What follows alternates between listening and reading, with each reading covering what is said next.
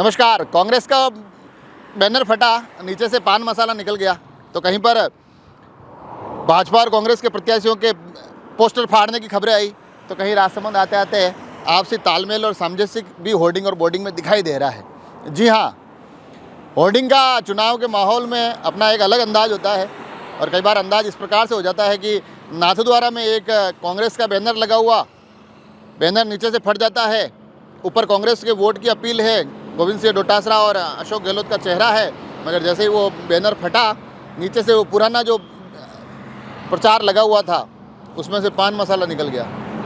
अब ऐसा लग रहा है कि ऊपर कांग्रेस की बात है, नीचे आते आते पान मसाले में बदल जाती है। और वैसे भी नाथद्वारा और अशोक गहलोत का जब जब जिक्र होता है तो वो पान मसाले का वाकया भी याद आ जाता है, जब वो मदन पालीवाल मिराज वालों को कहते हैं कि मदन जी यार एक सलाह है, ये गुटखे का कारोबार छोड़ दो, पान मसाले का कारोबार छोड़ दो। हालांकि उन्होंने तो नहीं छोड़ा है, मगर ऐसा लग रहा है कि मुख्यमंत्री जी का ये नाथद्वारा में पान मसाला पीछा नहीं छोड़ रहा है, इसलिए उनका बैनर फटता है तो नीचे से भी पान मसाला ही निकलता है। हालांकि बैनर फटने का एक क्रम कुंभलगढ़ क्षेत्र में भी चलता हुआ दिखाई देता है, जहाँ किसी एक रात को भाजपा प्रत्याशी सुरेंद्र सिंह राठौड़ के पोस्टर फाड़ दिए जाते हैं, तो किसी एक रात को योगेंद्र सिंह परमार कांग्रेस प्रत्याशी के बैनर फाड़ दिए जाते हैं। हालांकि वहाँ पर ये कौन फाड़ रहा है, कैसा कर रहा है, ये बातें तमाम चल रही है, मगर राजसमंद आते आते चीज़ें बदल जाती है।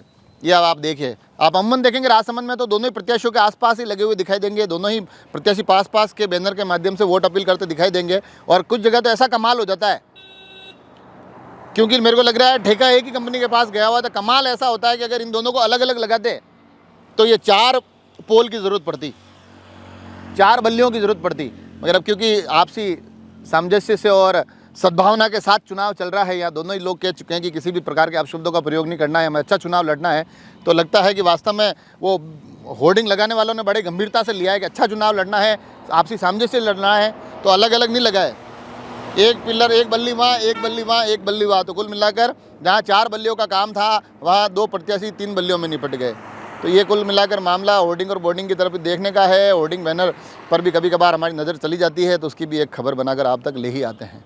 जुड़े रहे राजसमंद एक्सप्रेस से। धन्यवाद।